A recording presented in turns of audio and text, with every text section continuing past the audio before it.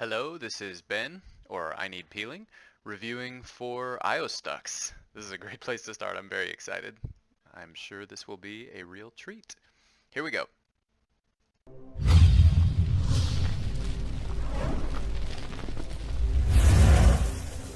Fancy logo. Hey, ioStux here. I thought it's been a while since I uploaded one of my coaching sessions, so here I am doing another one. One explanation at the end was a bit convoluted, so I hope you understood everything. If not, just write a comment and I'll get to you. Also, if you want to get coached too, now would be the best time. I have a Christmas sale with some pretty fat discounts, so if you want to get yourself to the next level, check out ioStux.com. Okay, so let's have a look at your beautiful. Okay, so yeah, that's a very reasonable plug at the beginning. I like that. Let's yeah, let me kill this and let's get right into it. Beautiful VOD, Trace Random Barney. Okay, so what were you focusing on during this VOD? Or like when you were playing yesterday, what went through your mind? What did you want to get good at? Well, yesterday I was like more putting into practice what we discussed on the last session, like who to focus and what routes to take, like to be more effective. And I managed to do that in a lot of matches. That's why I almost got to Diamond. Okay. This is really good, by the way. Starting off with a question like this, giving the player a chance to talk. A lot of coaches, their VOD reviews are not interactive. I know that yours are, and that's a big deal. Like, as coach, one of your jobs, if you can do it this way, is to be, a little bit of a psychologist as well, and give them a chance to talk about the way that they're thinking about the hero. This is very, very good. Yeah. But there was some matches like this one that I got like really confused. Like at the start I was doing shit. I was doing nothing for the team at the first, I don't know, the first couple minutes. And like when we were almost like losing without even capturing the first point, I got a good stick on the Symmetra teleport and then we managed to get in. But my doubt on this VOD is when I don't have any like really clear target, like I don't know, a McCree that's out of position or a Zarya that's just running through my team, like or a Reinhardt. Who should I focus? Like, what should I do? You know, because there was such a mess. They had Mei, they had Symmetra, they had so many lasers and beams and stuff going on that I was a little confused. Okay, we will go over those beams in a second when it actually happens, but I think we talked about this last time about the kind of two fundamental questions you need to ask yourself in terms of target priority. Okay, and that's also why I sent you that picture of the. Actually, I think I can show that on the video so that people know what I'm talking about. Yeah. Otherwise, it wouldn't make a lot of sense. Okay, there we go. This is the picture that I'm talking about. Okay, so that's kind of the general guideline for your target priority. This is very good. Visuals are very important. Your pupil may be more of a visual learner, and providing as many different visual opportunities for them as you can is very strong. Also, yeah, this is very interesting as a Tracer player. Let me take a quick look at this. One thing, okay, a couple of things I have questions about are this and this. I have a really hard time with Junkrat as Tracer, and I'm interested to hear why Mercy's red. But anyway, let's get back to the review. Now, the two fundamental questions that you need to ask yourself as a flanker, and this is again very basic information.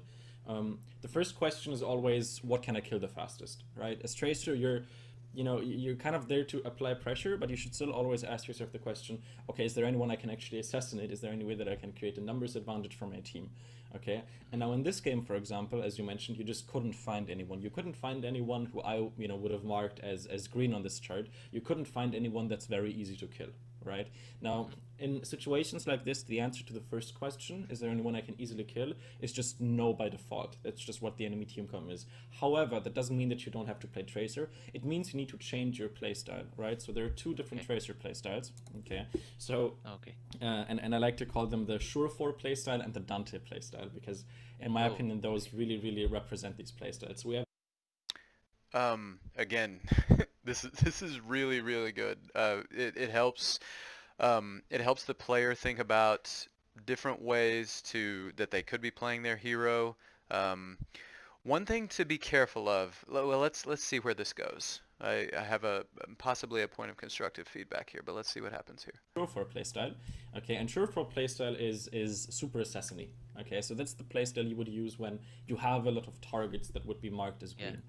Okay, so if the enemies have, you know, Torb, Ana, Zenyatta, you would jump on them and you would kill them. Now, the reason Surefour likes this playstyle most of the time is because he's, you know, very mechanically talented, which means that he can confirm these kills very often. Dante, on the other hand, he has a different playstyle, where obviously if he gets an opportunity to actually go and assassinate someone, he goes for that opportunity.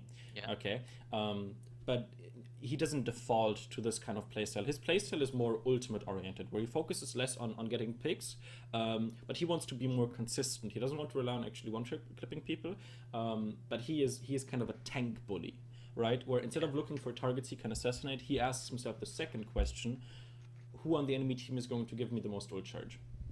Okay, and that is kind of the question that you need to ask yourself in this situation here. So in this gameplay, you were really going for this kind of Surefour playstyle where you were trying to assassinate people, and it obviously didn't work, and you need to realize, okay, it's not going to work, I need to play more like Dante. I just need to focus on getting my pulse bump. And that's also one of the main issues, and again, I'll show you this in a second, in this VOD specific, where you were forcing this Surefour playstyle so often that you just ended up dying most of the time. And dying is obviously the exact opposite of the Dante playstyle. Okay, the Dante playstyle is all about getting your ultimates as quickly as possible. That's all you want in that playstyle, right? But the problem is, if you keep dying, you're obviously not gonna get your ultimate. Okay. I'll be interested to see. I haven't watched this whole thing through yet, but I'll be interested to see what you say about the most obvious clues for what should make you switch off between play styles. That's what I would be wondering about at this point. I'm guessing that you will get to this, but I'm planting the note for myself as much as anything. So in some situations, okay, and this is something that I tell most people, like the two most important words you need to learn if you actually want to become good is fuck it. Okay, you just need to tell yourself when you're chasing a Symmetra for 20 minutes, okay, fuck it, I'm gonna go for something else. It doesn't work. Okay, you need to realize when something doesn't work. Okay, and that's what improving is all about. It's less about sticking with things that actually work. It's more about, you know, trying to figure out and experimenting. Hey, this doesn't work, maybe you should try something else. So in this case, you were trying really hard to go for picks, maybe that doesn't work. Okay, and Numbani is a very transparent map, which means the default strategy you have is basically always the same, to be honest. You want to take control of the high ground behind, not the high ground necessarily, but just like the area behind the point, where the Symmetra always places her teleporter. Because if you have control of that area, you're applying a lot of pressure, and if you can't get kills, pressure is the second best thing you can do. So this rollout right here at the start, I have no idea where you're taking this route. I actually don't. Like, you don't have to. You could have just, you know, gone straight through the middle and, you know, saved yourself a little bit of time. Yeah, okay. Okay, but whatever, it's okay. You for some reason you wanted to go on top of that balcony. Okay, now this flank route, again, it's fine, but the flank route going under, okay, so if you would go into this building to the right, again, that's a little bit shorter. And whenever you're playing Tracer, and this is mainly applicable to King of the Hill maps, your blinks are, you know, the main reason for your blinks is so that you can put yourself into a position where you have a different angle of attack compared to your team before the team fight even starts. Okay, and that's why you also want to prioritize routes that get you into those positions very quickly. So in this case, before your team even reaches, you know, this high ground up here, for example, or the main choke, you already want to take control of that area behind the point. One thing that I'm noticing after the first question that you asked, a lot of this discussion is very heavy on you. You may want to check your student to ask them if everything is making sense, and also if you're dealing with a particularly complicated concept, you may want to give them the opportunity to explain it back to you at this point. None of this seems really super duper complicated, but you still may want to ask him, does all of that jive so far? Does all of that work in your mind? Okay. But now, you know, your teammates, you're kind of engaging at the same time as your teammates, which is fine if you would be behind them. Okay. So now this is again something that just shows me that you don't really understand the plan here. Okay, your plan is to get behind the point as quickly as possible, but instead you're waiting. Okay, Tracer is not a character that should wait. Okay, you can see right now your teammates engaged before you. Okay, right now where should you be? Yeah, probably bullying that soldier on the You high should ground. exactly. You should probably be up here and bully the soldier. This soldier currently has an insane position. Okay, he has vision over everything. He is going to destroy your team, which and also killing him up there is very easy. Okay, because if we look at the way enemies move, okay, normally if an enemy is trying to dodge your shots, if he's standing directly in front of you, okay, he's going to strafe side to side. You know that. Okay, Yeah. and that's obviously going to make it very, very hard for you to hit shots.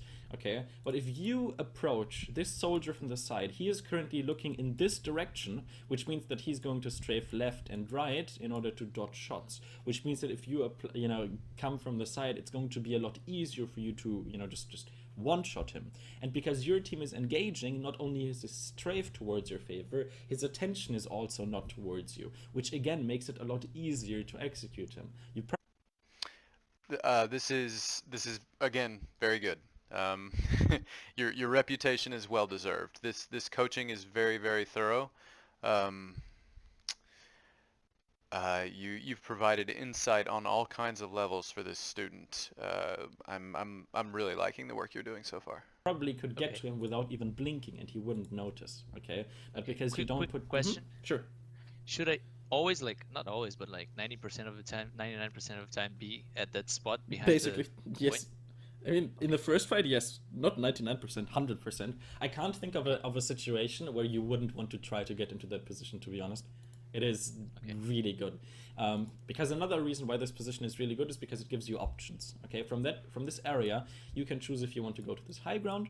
You can choose if you want to go down these stairs here. You can choose if you want to like go to this high ground. You can even choose if you want to go and drop on the point. Whatever you want to do, you can go anywhere. Okay, Yeah. which is great because again it saves you a lot of time. Okay, and you also need to kind of put yourself into the enemy's kind of mindset, right? Because imagine you're defending this point. This is good. This is about to be really good. Putting yourself in the enemy's mindset, giving the student another angle to think about it from. This is very helpful. Think Yeah, of make them the beware. exactly think of the most annoying place a tracer could be, and I'm pretty sure if you try to defend this point and there's a tracer in this area behind there, people are going ape shit and voice chat. They're going to be like, tracer behind, da da da da da da da, and you're going to be really annoying, and that's what you want, right? It's not just about getting kills, it's about being annoying. You're supposed to be really, really pesky. Okay, now we have already established that there's not really a great target for you to kill. Okay, and especially with the mercy, that kind of re-emphasizes that. So in a situation like this, you want to go for the target that's going to give you the most ult charge. And right here you can see that towards the top right there's a diva. Yeah. Okay, now in situations like this, so ideally again you would have gone for the soldier, but the problem is by the time you get to the soldier, you're probably, the team fight is already going to be over unless you use your blinks, but then you don't have any blinks to actually fight the soldier. So in this situation it would probably be best for you to just try and farm as much ult charge. Like you already messed up, like this fight isn't going to lead to a win. Okay, so just focus the diva. Yeah, 10 seconds into the team fight, I was I had already this feeling, I don't know what I'm doing, and this is gonna end up bad, Exactly. That's why you need to know where you're going. That's important.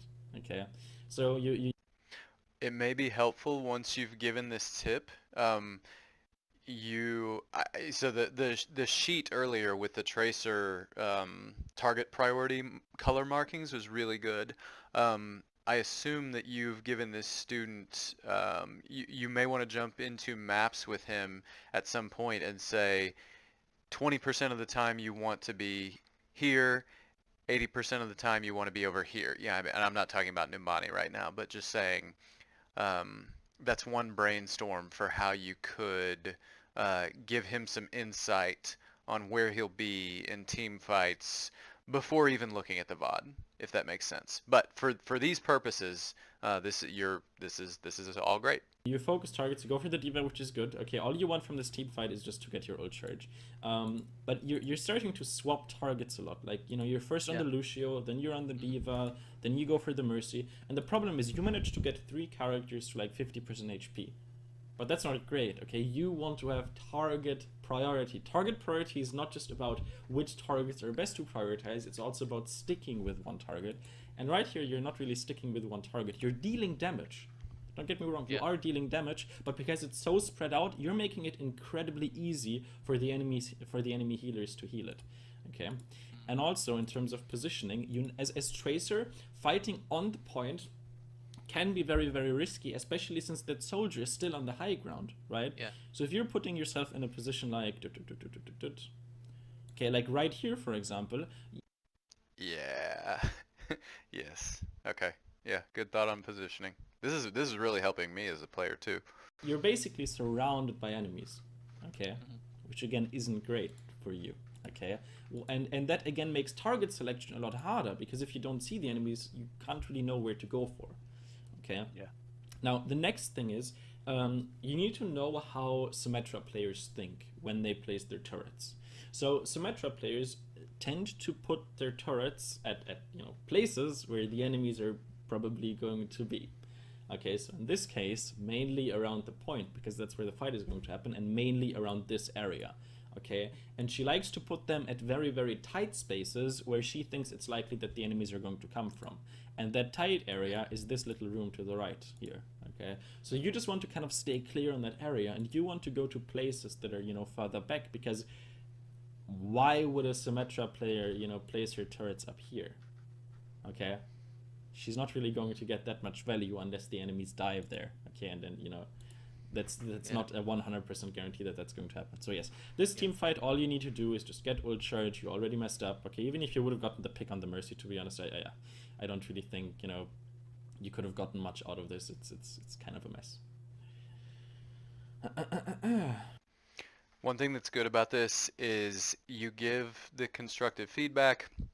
You've told the player that he messed up, but you've done it without adopting an angry tone. It's very even, very calm. That's good as well. However, once you find something to praise, it's really helpful to get emotionally involved in the praise. So separate yourself emotionally from the criticism, but definitely get excited for the praise. I haven't seen that yet, and it's possible that you do that. But just a thought. Okay, yes, you're just very confused. Honestly, like right now, all you really need to do is just focus on not dying.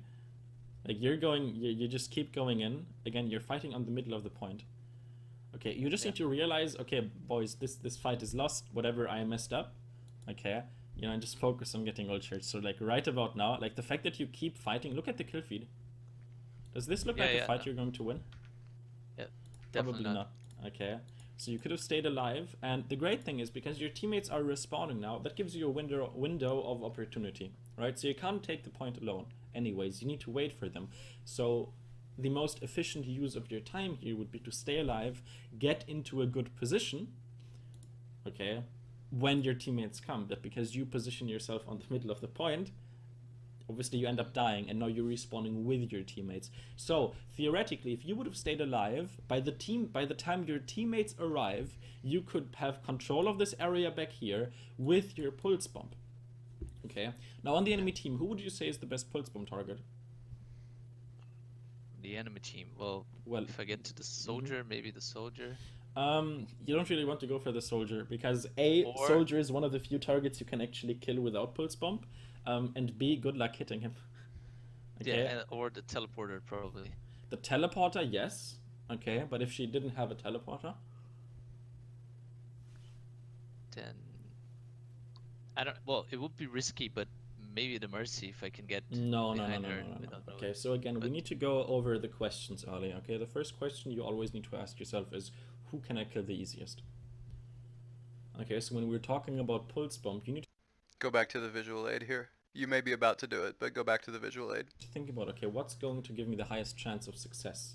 You know, what can I stick that's going to actually land, right? So it's probably Symmetra.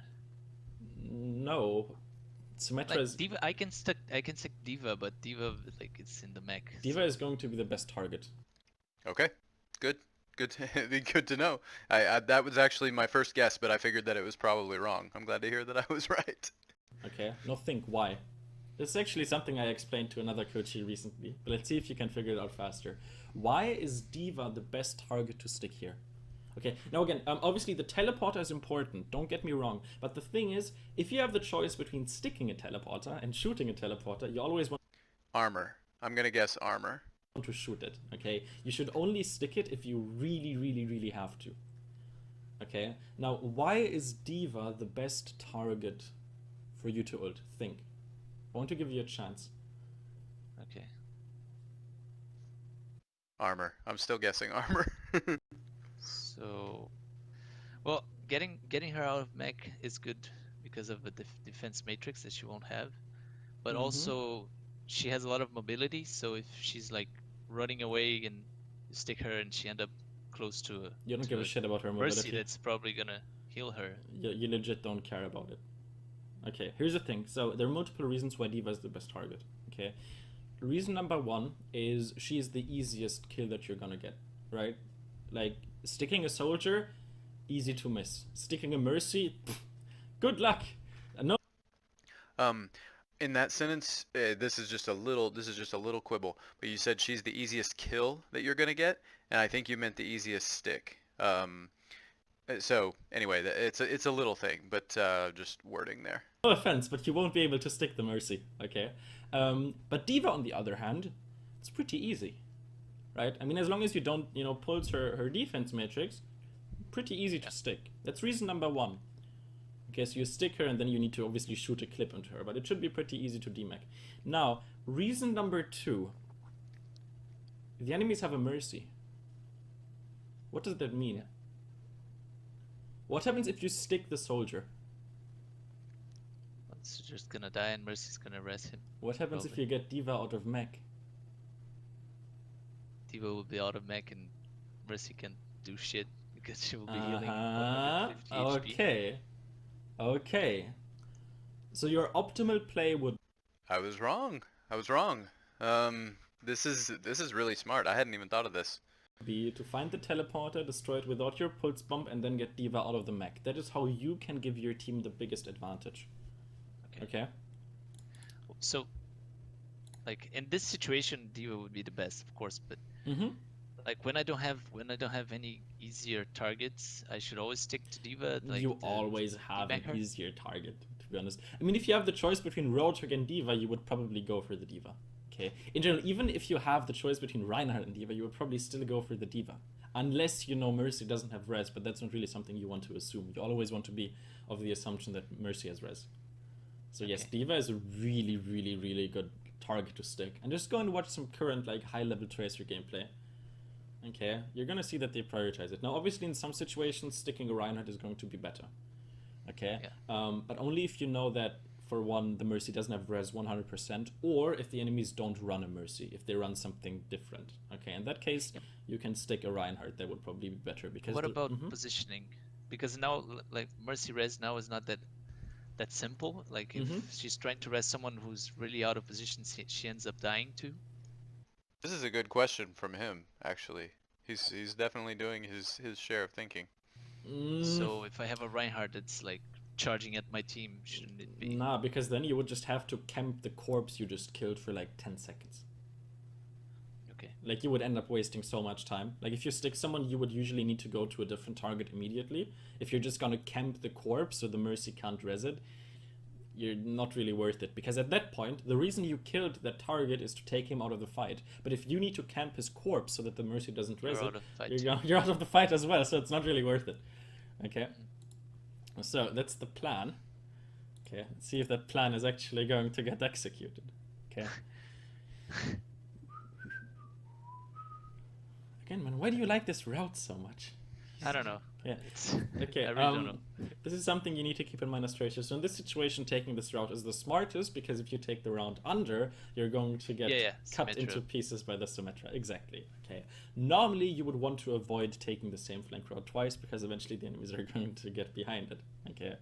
Yeah, But yeah. now, legit, you have 3 blinks. Okay. Again, what's your plan? You want to get behind. Uh-oh.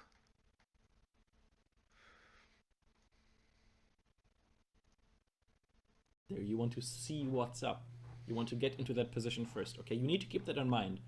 Okay. Positioning is an investment.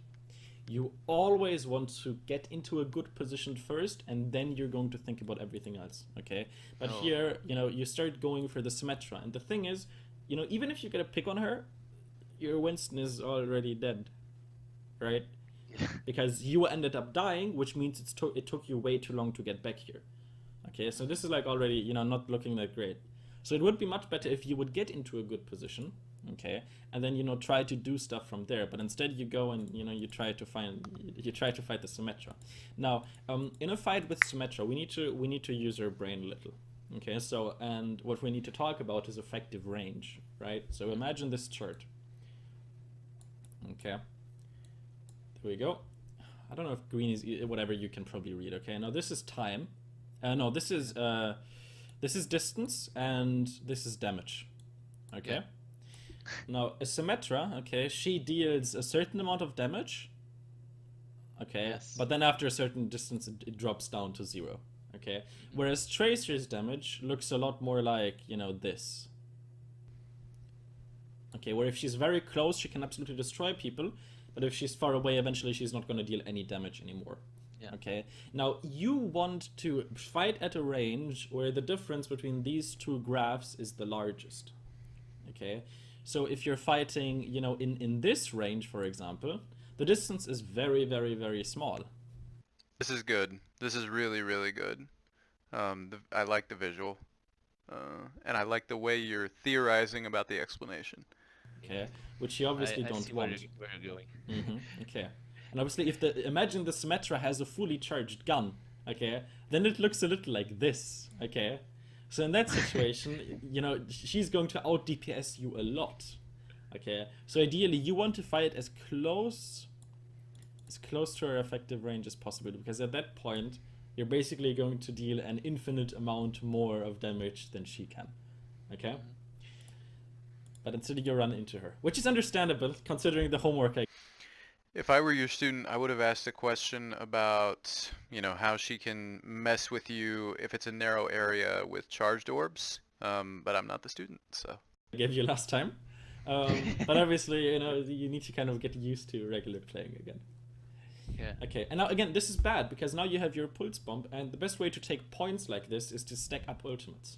Okay, so you have your ultimate now, your teammates are finally there, but you're dead again, Yeah. which means you have 0 pressure. Okay, 0 pressure, and that's bad because you're making it very, very difficult for your teammates to do anything. And considering that not all of your teammates have their ultimates, they need to actually shoot the enemies in order to get their ultimates.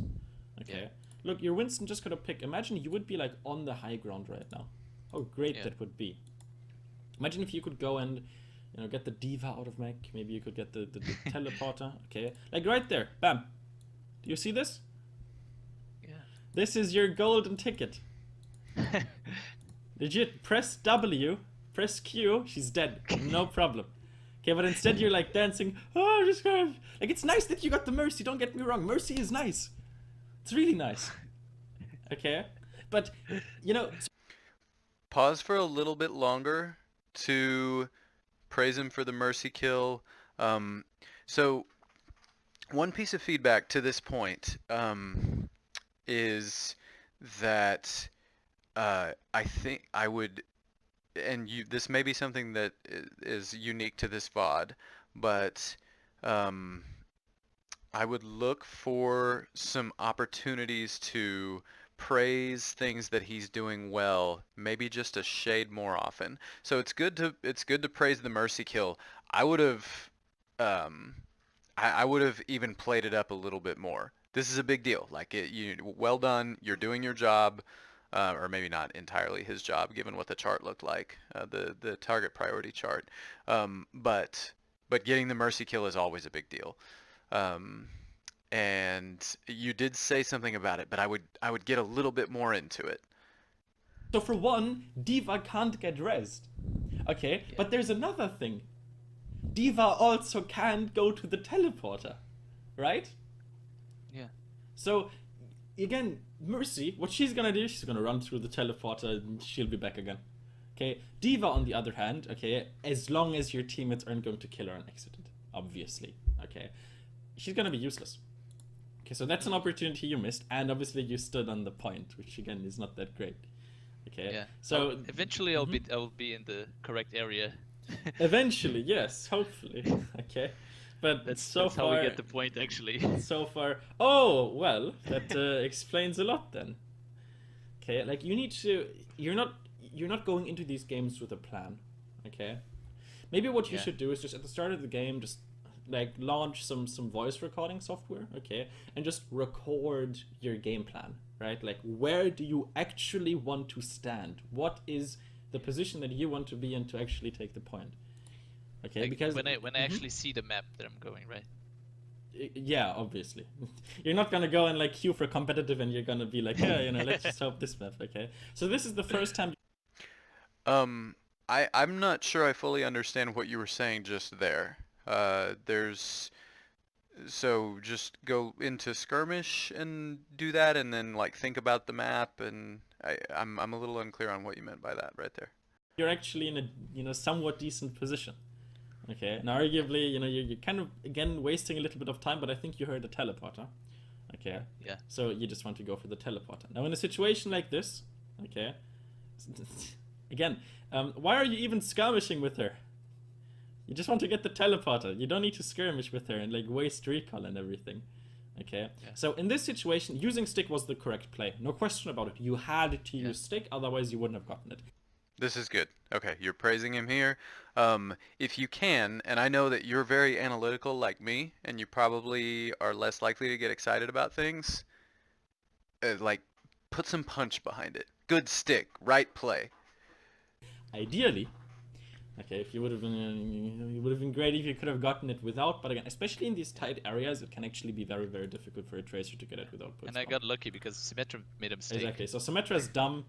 Okay, whatever. And you actually get a pick, which is very, very, very good. Okay, and now you're shooting D.Va, easy target, Good lots praise. of ult charge. You're cleaning her up. Okay, Good and now praise. you're even staggering her. Okay, no, she's contesting point.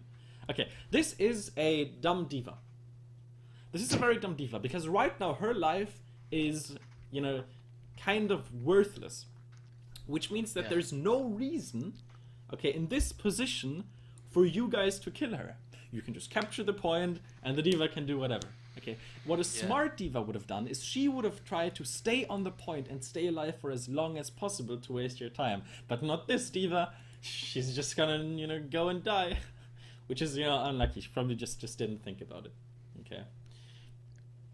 So yes, this is like honestly, even after the res, there's no way that they can really take this back because you just have such a huge numbers advantage. You're just gonna crush them again. So to be honest, all this is really doing is it's giving you more ult charge. I mean, to be fair, you guys also used ultimates, which probably wasn't necessary. Like, it's platinum, so the enemies are also dumb.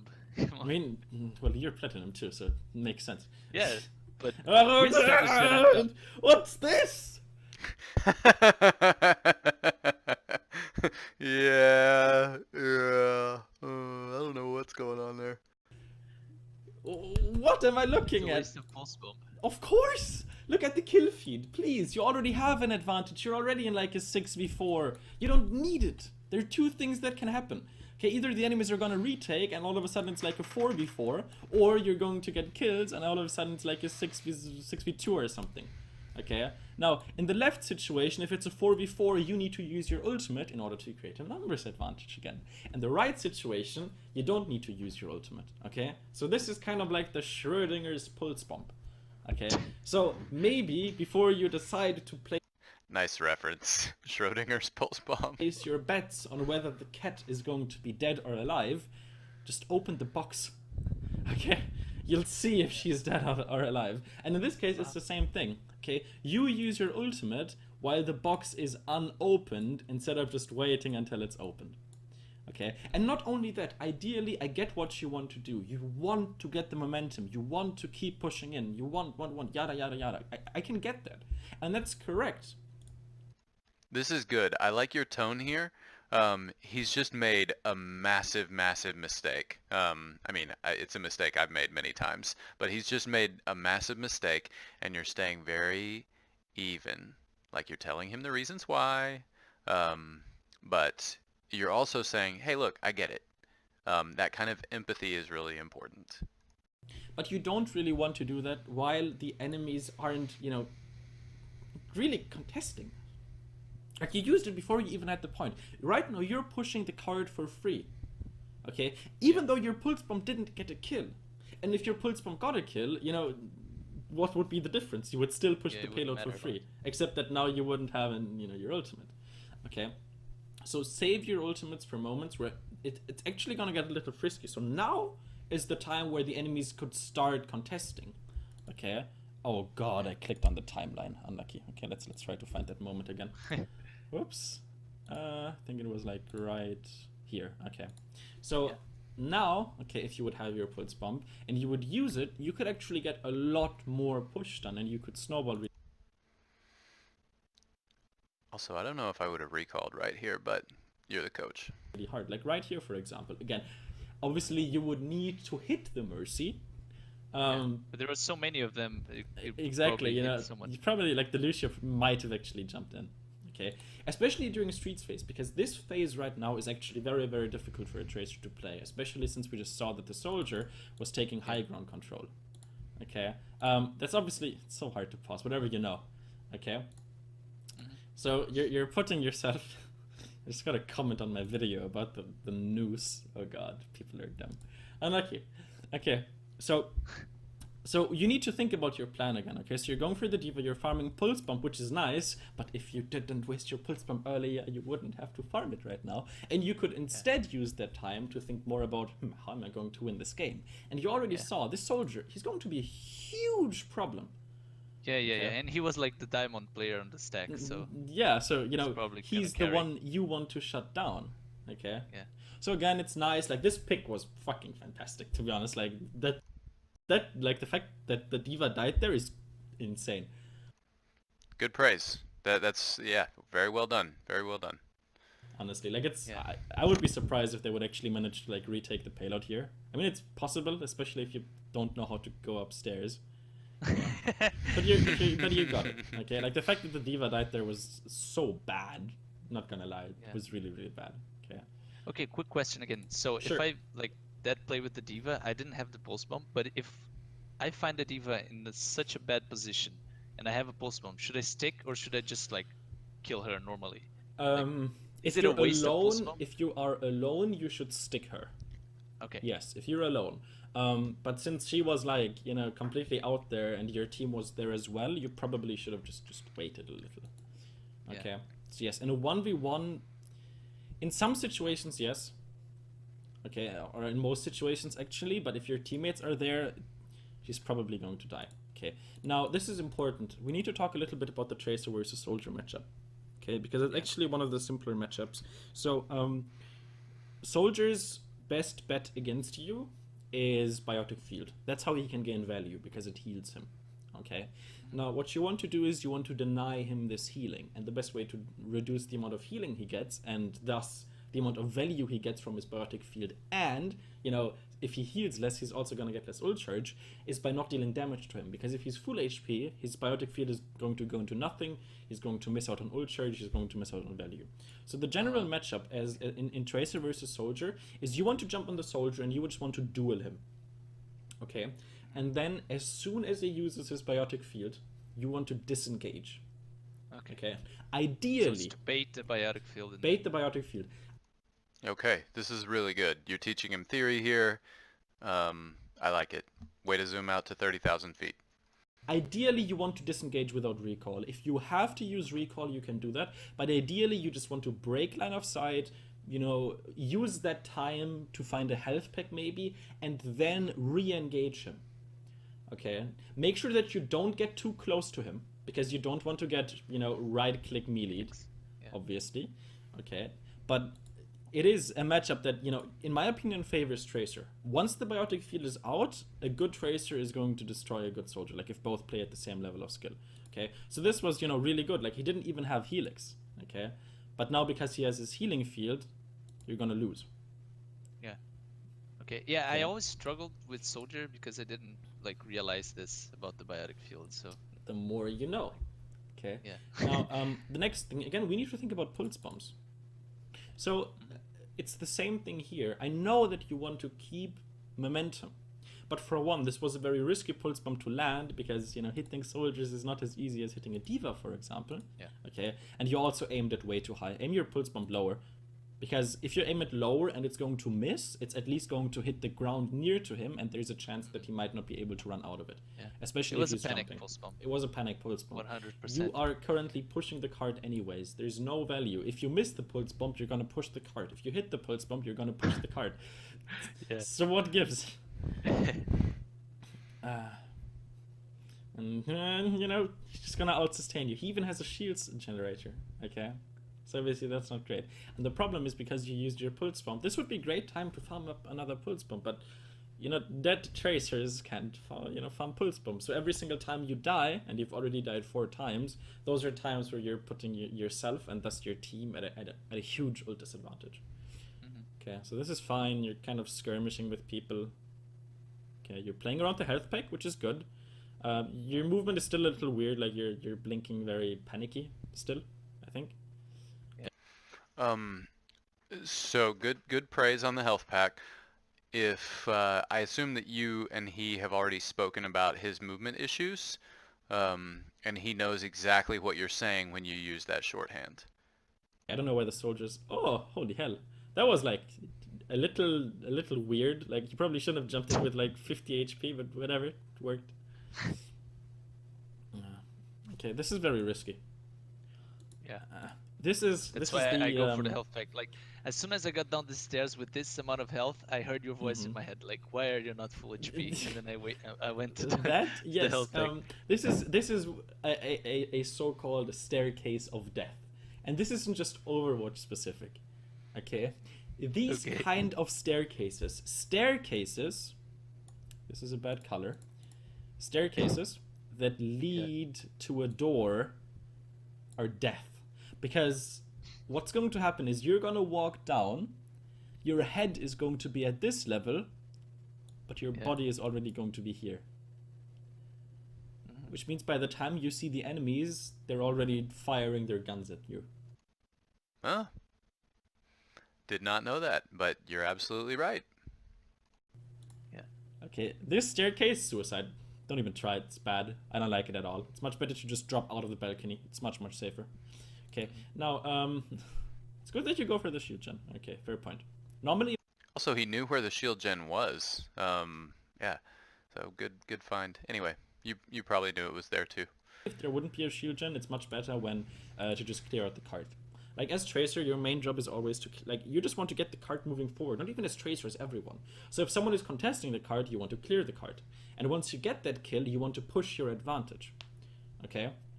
For, very obvious reasons. Okay? Because here's the thing. Let's say you have an advantage. Let's say you're in a 6v5. 6v5. Okay? You have 2 options.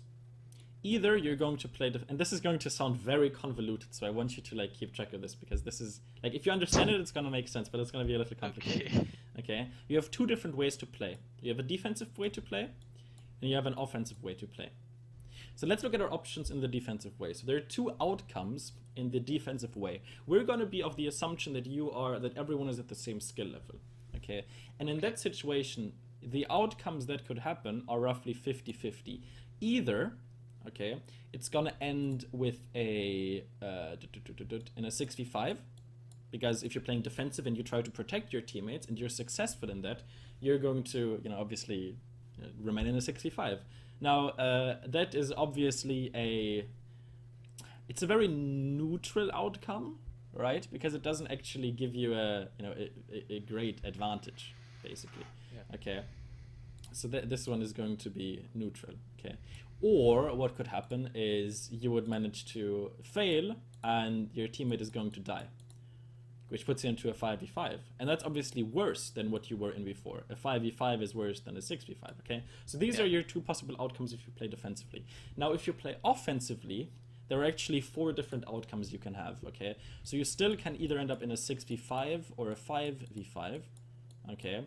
Because either your teammate is going to die or he's going to survive, okay? Now, to be fair, his chances of survival in this case would be a little lower because you aren't protecting him, but not really by that much, okay? And then you obviously also have the option of creating a 6v4,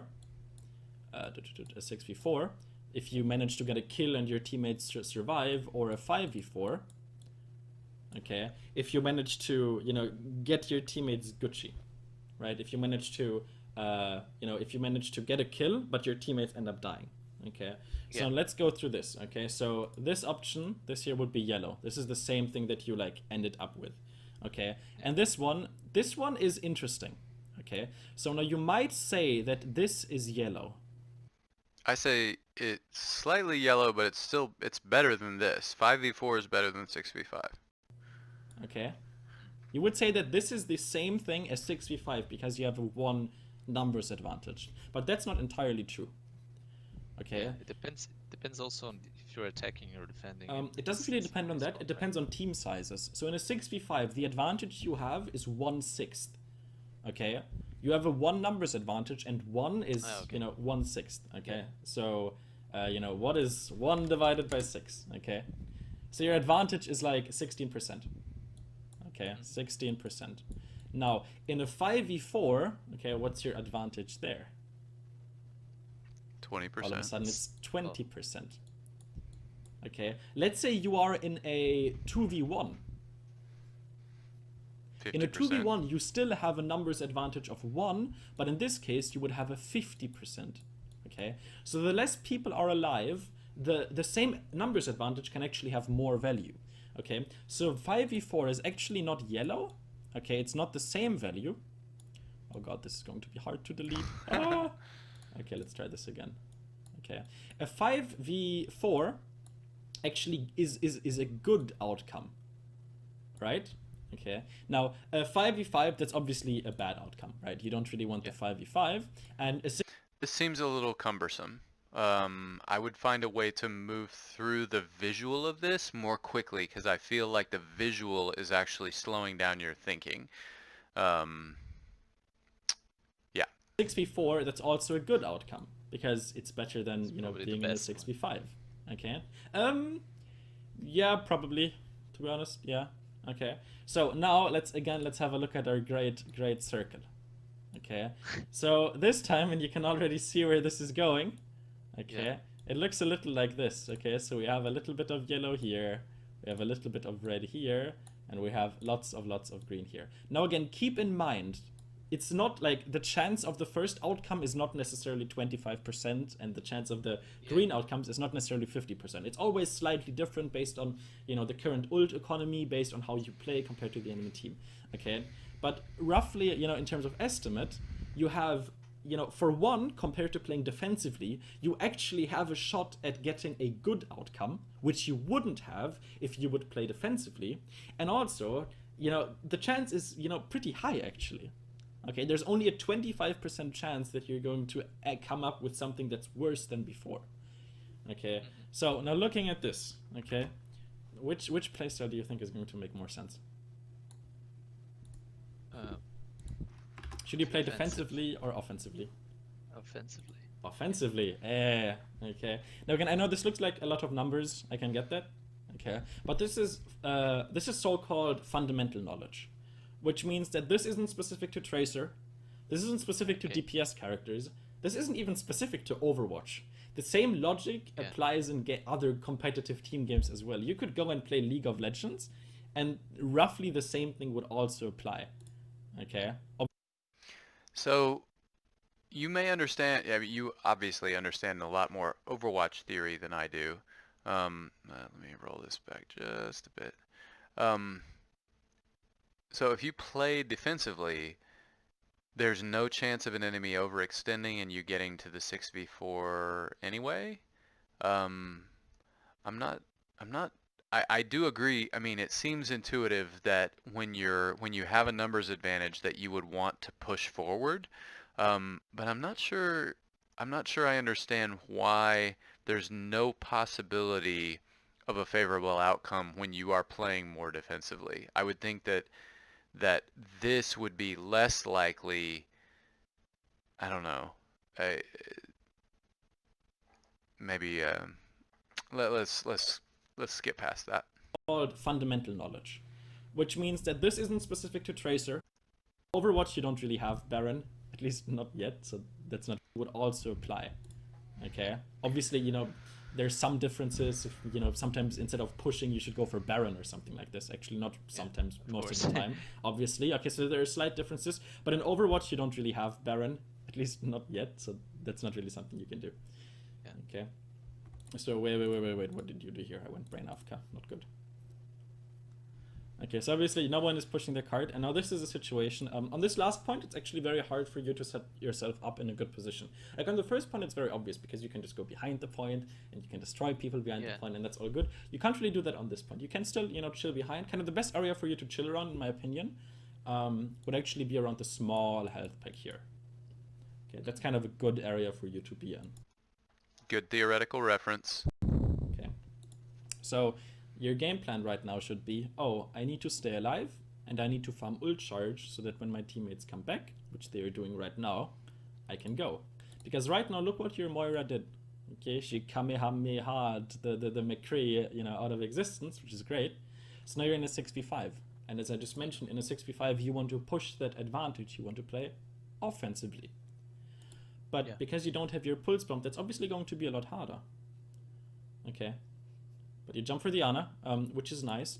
The only problem that I have is you get a little, super close. Okay, which again, these are the after effects of your homework last time, so you'll have to get used to it. But target selection in of itself, again, you need to think about who's the easiest target to kill. Now, in this case, it would probably be the Ana, because if you would go for the D.Va, she's just gonna get out-healed by the Ana. But there's another thing. But there's another thing you need to take into consideration, and that's your ulti. Okay, so the optimal play here, in my opinion, would be go for the Ana, try to kill her. Okay, ideally you would manage to kill her, and that should give you enough ult charge to then use your pulse bomb to kill the D.Va. Okay, so that would be your plan of attack. Okay, now your movement there was a little bit weird, which made tracking very difficult. Okay. Okay, yes, again, not like super optimal. Okay, this rotation here was very weird. Like you went to go to the left here, and that just cost you a lot of blinks. Like you used 2 blinks in that rotation. Imagine if you could have done that here. Good observation. This is very sound. It helps me think about tracer movement. And obviously another problem is you don't have your recall anymore. If you don't have your recall, you need to play defensively. So what you're doing here is you're positioning yourself on the middle of the street, okay? Again, one very, very fundamental rule of Overwatch. Okay, don't stand in the middle of the street. Again, this is not even Overwatch relevant. Like, this is real life relevant, man. Just don't stand on the streets. It's not smart. Okay, so you survived somehow. But again, not optimal. Okay, come on, go. Don't stick the Mercy. Looking forward to hearing this. Again, maybe you could have hit her. Maybe. Okay. But the chance is very low. It's very low. You had a great opportunity to just go and stick the D.Va. Especially, look, the D.Va is sure, she's getting healed by the Mercy, but your teammates are also all focusing her. Okay. Or you could have gone for the Ana, who's not currently getting healed by the Mercy. Like, the Ana is a lot easier to stick than Mercy. But instead, you try to swat a fly, and it doesn't work. Okay, so that was obviously bad. You get destroyed because you're close, so you get helix rocketed. Again, man, we need to work on that pulse bomb target priority. Like, you need to know what the plan is. Okay? Question for you at this point. Is pulse bomb target priority the same as general target priority, as you meant, back in the graphic over here? it's not that, like, when you watch at pro gameplay, it tends to look very easy. Like, they make it look very easy. Yeah. Yeah. And that's not just because they're good. It's also because they know how to make the game easy, right? Like, they're also going for, you know, targets that they're, you know, for plays that are very, very likely to succeed. Okay. Now this, again, is obviously not very good. You don't want to stand on the middle of the street, especially without blinks. Okay, use this corner. Okay, try to play smart. Use your environment. Okay. And obviously, like, you don't really want to be here. Like, you probably should have just taken these stairs earlier, which again is just you not having a plan. Like, you kind of just, you know, flow. Like, now you're being very useful. Look at this. Why aren't you chasing? What? Come on, please. You want to get kills. Or, you know, D.Va is like a kill 2.0 again because she can't get res. You have recall. Stop being such a pussy, man. Just go in. Oh, all right, that's fine. I'll allow it. Just blink out Yeah, good. I mean, good feedback. Yes. after her. You probably know your client. You know that feedback like that is fine. And instead you go to the staircase of death again. Can you please not use it? It's so bad. Look, there were like helix rockets were coming in as well. Ah, this is infuriating.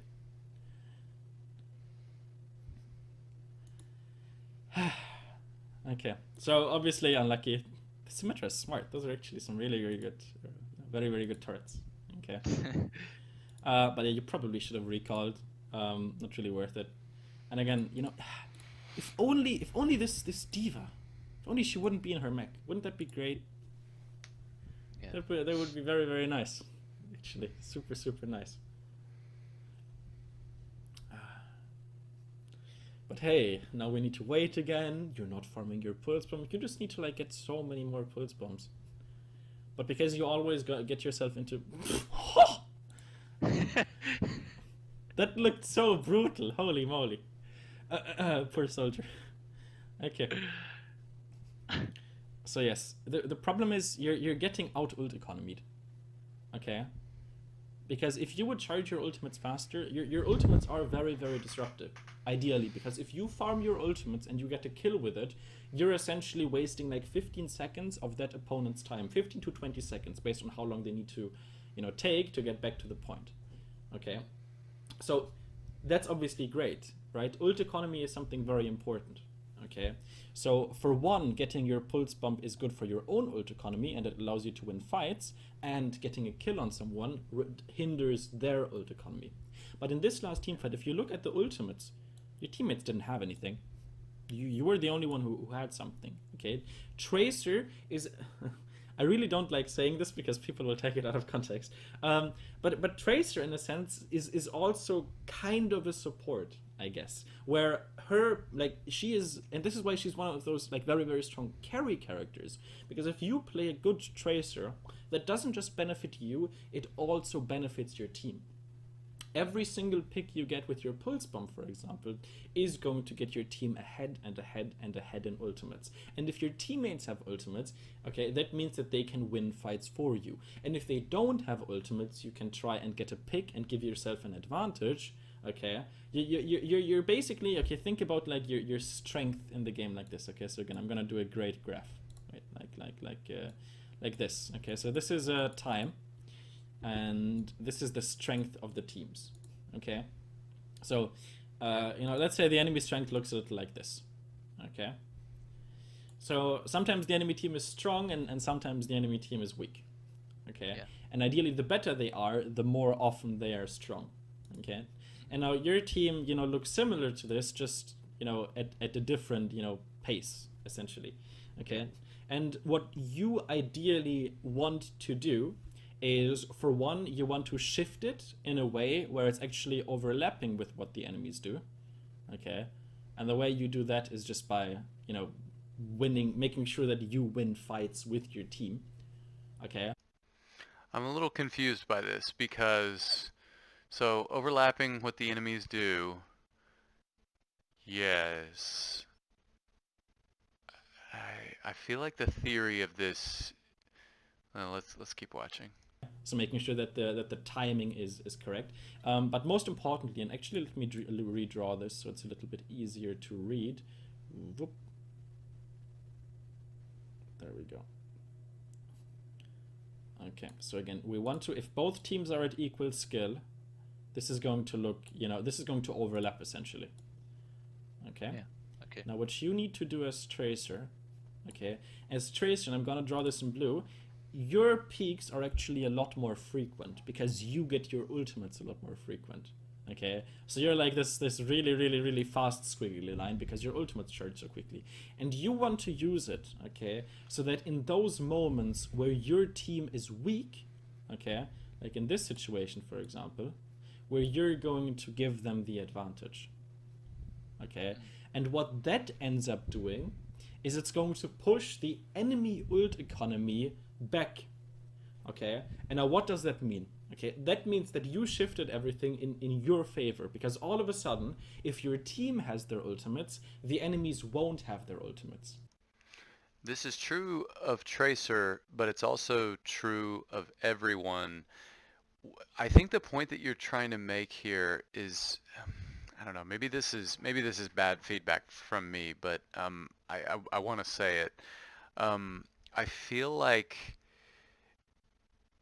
this is like every character does this. Like by using an ultimate, you set the enemy ultimate economy back, but because I think the point you're really making is that Tracer's peaks, as you said earlier, because Tracer's peaks come so much more often than everyone else's, there are more frequent opportunities to affect this graph. That the opportunities are more frequent, and the more you're farming Pulse Bomb, the more you do that. It seems to me like the visual is confusing me a little bit, and I feel like you're confounding two things a little bit, perhaps. I really like your use of visuals so far. Mentioned it earlier. I think it's great. This one, I'm not sure if this one's hitting the mark. Which is basically a free win. Okay, and then in situations where the enemies have their ultimates and your teammates don't have their ultimates, that's when you need to use your ultimate in order to kind of push it up again. Okay, and that way, so if you do all of that, and again, I know this sounds like very, very complicated, but if I would have to summarize it, okay, the way that it would end up looking like is, if I would again, draw the enemy thing like this, okay, the way that it would end up looking like is that during these peak areas, you actually wouldn't have, a fight at all, okay, because during those areas you would just wait, okay, and you could actually, go in with an advantage, okay, and then during these sections, okay, this section right here, this very, very small section, where the enemy team is actually stronger than your team, that's where you would use your ultimate. Okay, now it makes sense. I just feel like the way we got here, this is probably what you were talking about at the beginning of the video with the section that's a little convoluted. It's good that you caught that. Yeah, I feel like now this makes sense. Good. Okay, so in conclusion, I know that sounded very, very complicated, and I probably could have explained that better, but in conclusion, you want to use your ultimate when your team is at its weakest. Yeah. Okay? That's kind of your job as Tracer. And it's the same with other ultimates as well that charge very quickly. Junkrat is a great example, okay? Where Junkrat's ultimate can single-handedly win you team fights. So you want to use Junkrat ultimates, for example, to win, these kinds of engagements, okay? But then you have other ultimates as well, like Graviton Surge, where it's actually the opposite, where Graviton Surge is less about, looking for opportunities where your team is weak, okay? Because most of the time, in order to get value out of a Graviton Surge, especially in higher ranks, you need to combo that Graviton Surge with other teammates. But if your teammates have their ultimates, that means that your team is currently very strong in terms of ultimate economy. Okay, and that's why Zarya's Graviton Surge is an ultimate that you wouldn't use in these troughs. It's an ultimate that you would save for these moments where your team is relatively strong and you want to overwhelm the enemy team, and the way you do that is by engaging before the enemy team. If you know that your team has a lot of ultimates and the enemy team has a lot of ultimates, the way you win that fight is by engaging first. The team that engages first wins. Okay, Okay, and that's why when you watch pro gameplay, what you'll see is sometimes Zarya players, they don't stick with their team. What they do is they lurk around a corner, okay, let the enemy team engage past them, like just walk past them, and then ult them, okay, Yeah. so that they 100% have, you know, the first engagement. Obviously, you know, eventually enemies are going to check corners, they're not going to fall for it every time, but you would be surprised at how often it actually works. Okay. So if I have my ulti and then my team has ultis as well, Mm-hmm. and I feel like the other team also has, so I should like just run and stick someone and Exactly. try to shift the Exactly. fight before it starts. Exactly. You want to try and win the fight before it even starts. I like that bit about the team that engages first wins. Does this mean, so does that mean that in a team fight, the team that is attacking, not the team that is like playing attack versus playing defense, but the team that is attacking in that team fight generally wins? I'm not sure I'm understanding that correctly, but that's probably a me thing, not a you thing. Okay. You want to, yeah, basically, yeah, that's honestly it, to be honest. Okay. Do you have any questions? Okay. Well, not right now. Well, I hope we get the opportunity to see the other VOD. You mean your on a later session. what's it face? Oh, the Volskaya VOD. Volskaya is Yeah. actually very interesting because on 2CP this entire ult economy is very important, where you need to make sure that if the enemy team, like if you're defending the second point on 2CP, for example, and you have your ultimate, it's basically always worth it to play very, very aggressively, because, you know, if you play defensively, the enemies are going to run in, you're going to lose. Okay? Obviously that's bad. So now in conclusion to this VOD, so all of the things that I've mentioned, some other things that I didn't mention. So mechanically, you're fine. Like, I mean, your mechanics weren't the best, okay? Yeah, of course. But But they're not... I improved a lot from the last one. Fair point. So mechanics aren't the problem. They can always be better, but that's not really what's holding you back. Blink cooldown management was a little bit iffy. Like your blinks, as I mentioned, you very often you took very inefficient routes and you wasted a lot of blinks during them, which was pretty bad. So you gave a specific example on when he circled around for inefficient routes. You may want to talk a little bit about tips for how he could be thinking about the most efficient route here. You know, rules of thumb to use for efficient routing. It's possible that he may not know how to think about that. Recall usage, I think the main problem with your recall usage was just that you didn't know all of the matchups and you didn't really know the entire concept of when your team is ahead. Like once you start learning, you know, how the soldier matchup works, or once you start learning how to, you know, stop skirmishing on the point and just, you know, get behind the first point into a good position. Once you do that, you're actually, that's probably going to fix your recalls anyways. Like with the current playstyle you have, it's basically impossible to have, you know, really good recalls. Okay, because you don't put yourself into positions where you can do good recalls. Other than that, yeah, basically everything I've mentioned. Okay, so ult usage, making sure that you get behind the enemy team, target priority, and most importantly, you need to learn how to play when there's just no one you can kill. Okay, if there's a McCree, if there's a Zenyatta, go for them, kill them, no problem. Okay, and obviously as your mechanics improve, more targets become killable to you. But right now, you need to just be honest with yourself. You need to realize, okay, these are the targets that I can kill. These are the targets I can't kill. I just need to live with that. Okay, did you take notes? Yeah, Can you send me those notes?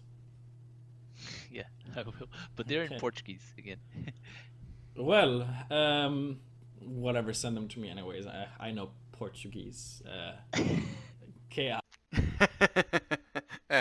habla español. Sí. Watch out if you put this on YouTube. So I assume that this is something that you've told him to do before. Yeah. So assuming that it is, that's a fair question. And people are gonna rage on you. I mean, actually they can't, because my grandparents, they actually live in Spain. Okay. So, man, you need to take more notes. You really need to take my more notes are very concise, but I get the whole. Well, to be fair, since I recorded this, you can just watch it back later, so it's not really a problem. Okay, so let me. And you'll see that I One thing that may help is so you can recommend different note-taking methods. Um, some people take notes well by typing. Some people take notes well on paper. I take notes very well on an iPad if I'm using a stylus, and I take terrible notes otherwise. I'm really, really bad at doing it any other way. I tried to do the homework, so you know that I That's true. paid attention. That's true. That's true. Okay, so, um,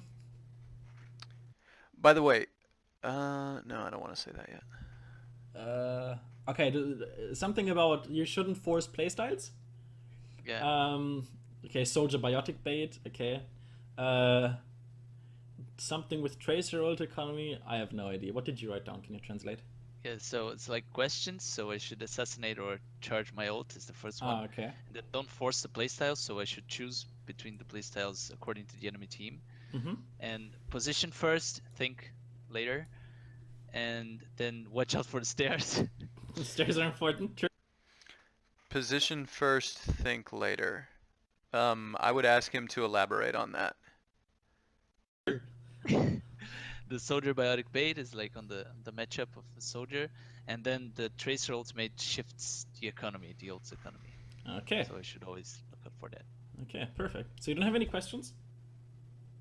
Not right now. I will have when I try to put this in practice, and I'll come back to you, but not right now. Okay, well, in that case, I wish you the best of luck, my dude. Okay. Thank you. All right. Overall, I felt like this was it's your reputation is well earned. This is outstanding coaching work. It is overall you have moments of positivity. You have very specific feedback. You take it to a 30,000-foot perspective. You use visuals. You ask questions. One thing that you could do, actually, now that we're talking about asking questions, one thing that you could do is you could say in a situation, what's problematic about this, and force the player to think about the situation in an open world sense before you direct him to the answer. Imposing that type of requirement for creative thinking may be helpful. I'm not sure. But yes, this is overall, this is very strong. It's positive where it needs to be. It's specific. It goes to broad when possible. You encourage a lot of theoretical thinking.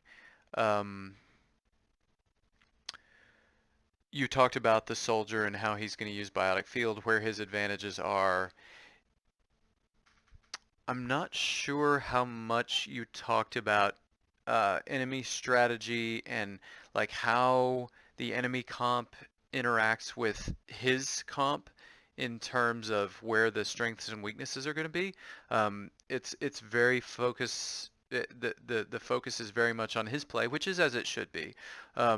But if he is a player who can handle thinking about what the rest of his team is going to be trying to do, as I know you are, then that may help him. That might be too advanced for some players' thinking styles, regardless of SR. Like, I'm not talking about SR, I'm just talking about the way they think about the game. But for certain players, you may get utility out of doing that. For some, you may not. I think that's all my thoughts for now. Thank you for considering the service. I hope this was helpful to you.